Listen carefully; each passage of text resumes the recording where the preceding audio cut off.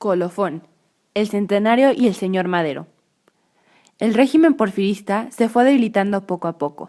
Desde 1892 surge un grupo de políticos, los científicos, encabezados por José Limanteur, que propusieron la creación de la vicepresidencia, pero la iniciativa no se concretó hasta 1903.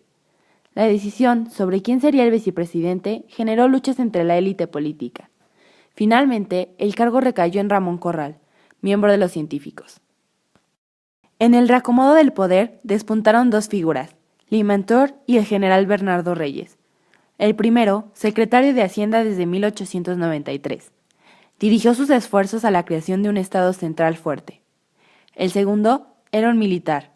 Su labor como gobernador en Nuevo León llamó la atención y en 1900 fue nombrado secretario de Guerra, donde creó la segunda reserva del ejército. El régimen entró en un periodo en el que los grupos opositores comenzaron a manifestarse. Entre los más destacados, un grupo de jóvenes, Camilo Arriaga, Ricardo Flores Magón y Antonio Díaz Soto, comenzaron el primer Congreso Liberal. Sin embargo, fueron perseguidos por las autoridades. Este grupo, conocidos como los magonistas, se fueron a Estados Unidos y en 1906 funda el Partido Liberal, caracterizado por planteamientos y demandas sociales en favor de los obreros y campesinos.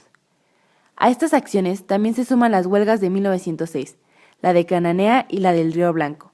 El resultado de ambas huelgas propicia la politización de gran parte del sector obrero que pasaría a sumarse a las filas de oposición. Entrevista a Díaz-Creelman. En 1908, Díaz le concede una entrevista al periodista estadounidense James Creelman en el castillo de Chapultepec, en la cual el presidente manifestó que el gobierno patriarcal había sido una necesidad, pero que en este momento ya había bien la formación de partidos políticos, pues el pueblo mexicano ya se encontraba apto para la democracia. Aceptó también estar dispuesto a retirarse al término de su periodo gubernamental y que vería como una bendición que se formase un partido de oposición. En este contexto surgieron varias agrupaciones políticas como el Partido Democrático, el Centro Antirreeleccionista y el Partido Nacional Democrático. Sin embargo, pronto serían objetos de represión.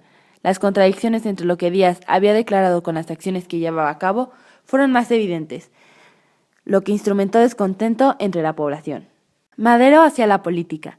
Francisco I. Madero planteaba soluciones para que el país pudiera transitar a la democracia. Sin demeritar la obra de Díaz, Madero consideraba que el gobierno patriarcal había concluido. Alentado por las declaraciones de Díaz, toma la decisión de formar un partido y en 1908 funda el Centro Antirreeleccionista de México. Para dar a conocer su programa, Madero inicia giras por todo el territorio nacional.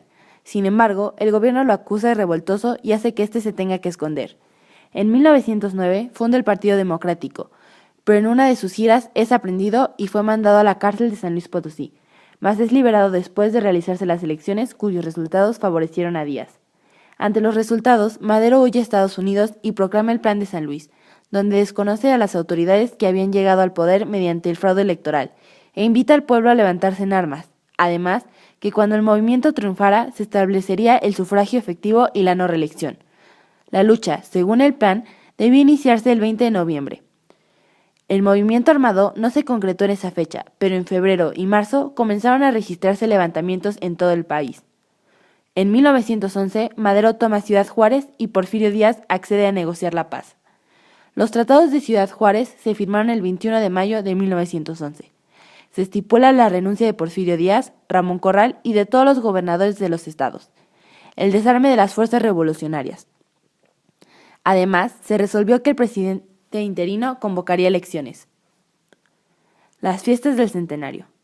Poco antes de la Revolución Armada, el gobierno preparaba las fiestas del centenario a la independencia. Se dice que las fiestas fueron un espectáculo. No obstante, en medio del bullicio se coreaba «¡Viva Madero!» en la plaza del Zócalo que le arruinó la velada a Díaz.